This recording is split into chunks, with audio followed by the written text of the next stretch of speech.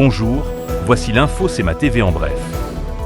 La MRC de Lillet et la municipalité de Saint-Jean-Port-Joli annoncent leur décision de détruire le barrage de la rivière Trois-Saumons cet été, marquant ainsi une avancée significative pour la préservation de la biodiversité locale et la sécurité des habitats naturels. La décision a été prise à la suite d'un bris survenu en 2020, mettant en lumière les risques que cette structure obsolète pose pour l'environnement.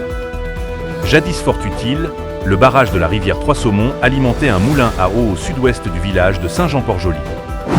La plage du centre de plein air de Sainte-Apolline-de-Patonne est à nouveau accessible juste à temps pour les vacances de la construction, après une brève fermeture due à une contamination bactériologique.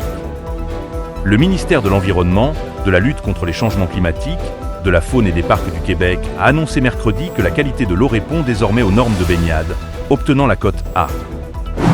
À la suite d'accidents mortels survenus en décembre dernier lors de travaux forestiers en Beauce, la Commission des normes de l'équité de la santé et de la sécurité du travail, la CNESST, vient de publier ses recommandations visant à améliorer la sécurité des travailleurs forestiers.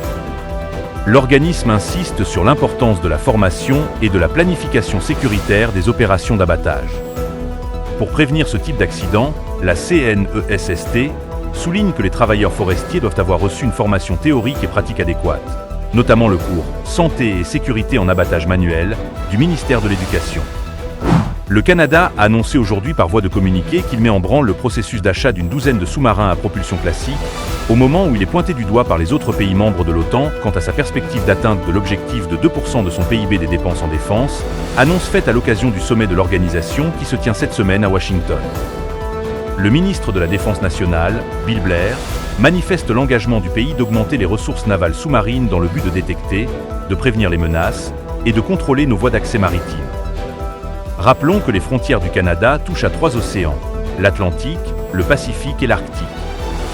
Au sport, l'équipe de baseball senior toiture Prolmieux Promutuel poursuit sa lancée victorieuse sur la route, ayant remporté ses 4 derniers matchs à l'étranger. Avec une partie encore à disputer loin des siens, l'équipe cherche à prolonger cette série gagnante avant son retour à domicile prévu le vendredi 19 juillet. L'équipe manimontoise trône actuellement à la tête du classement avec une fiche de 8 victoires et 2 défaites. Pour d'autres nouvelles, visitez le cematv.ca ou suivez le fil Twitter X de CEMA TV.